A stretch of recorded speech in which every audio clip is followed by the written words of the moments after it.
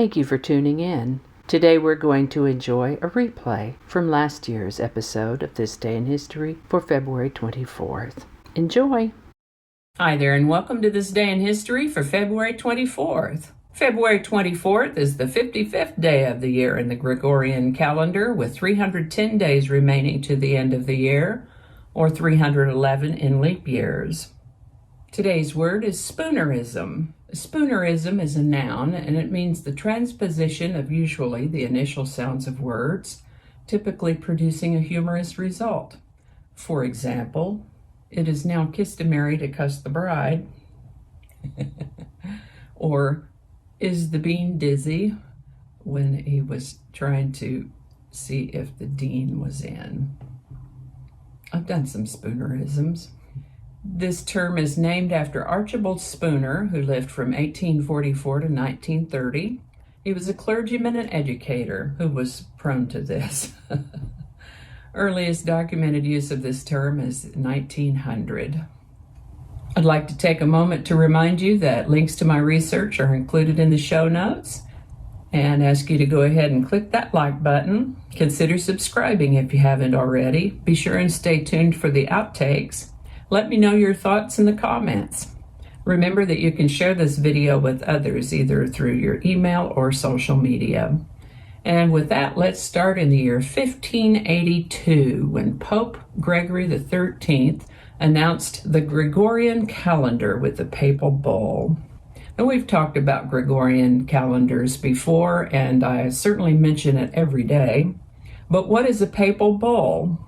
A papal bull is a type of public decree, letters patent, or announcement issued by a pope of the Catholic Church. And why do they call it a bull? It's named after the seal, or bulla, used to authenticate it, as in this photo. Anyway, yes, Pope Gregory XIII announced the Gregorian calendar with a papal bull on February 24th, 1582. And on a side note, I often use the dictation capability of my smart devices to help me write these entries, and it's been quite amusing, if somewhat annoying, that it kept trying to say paper bowl every time I dictated the words papal bull. Obviously, Siri's not a Catholic.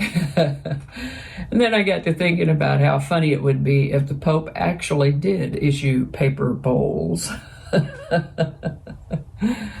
Moving on, this is the birthday of American painter and illustrator Winslow Homer, who was born on February 24th, 1836.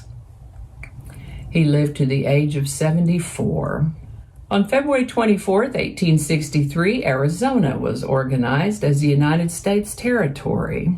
On this day in 1868, President Andrew Johnson became the first president of the United States to be impeached by the United States House of Representatives. Interestingly, the reason for this was that he fired someone with whom he apparently found it impossible to work, and they didn't think that he should be able to do that. He was later acquitted in the Senate, though.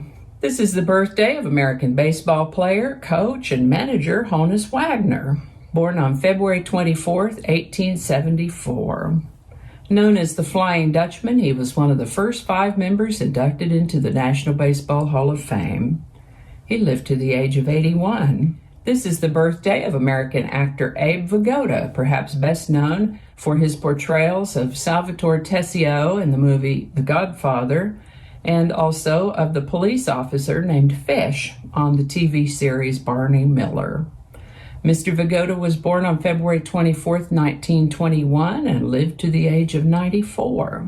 On February 24th, 1946, Juan Perón was elected President of Argentina.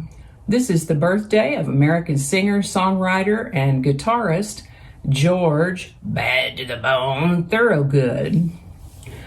He was born February 24th, 1950. Still alive, George Thorogood turned 71 in 2021. Also the birthday of American businessman and co-founder of Apple Incorporated and Pixar, Steve Jobs, was born February 24th, 1955. Sadly, he passed away in 2011 at the age of 56. And the birthday of American comedian and actor Mitch Hedberg, born February 24th, 1968. You could call his work observational comedy, wordplay, deadpan. However you want to describe it, I think he's a pretty funny guy. I've placed a link to one of his performances in the show notes. I'm sorry to report that he passed away in 2005 at the age of 37. The current Constitution of Cuba was formally proclaimed on February 24th, 1976. On February 24th, 1978, a group of 5 men who came to be known as the Yuba County Five disappeared in California. 4 of their bodies were found 4 months later. No trace has ever been found of the 5th man. These 5 men were friends and ranged in age from their mid-20s to early 30s, and they all either had mild mental or psychiatric issues, which may have impaired their ability to survive. On February 24th, 1988, the Supreme Court defended the right to satirize public figures. And I think that's going to do it for us today. As always, links to my research are included in the show notes. Thank you so much for watching. Give it a like if you enjoyed this video. Consider subscribing if you haven't already. Feel free to share, which you can do with a link in an email or through your social media. While you're on the internet, check out my other channel, 8 Susquehanna. There's a link to that in the show notes as well. Thanks again, and I'll see you next time.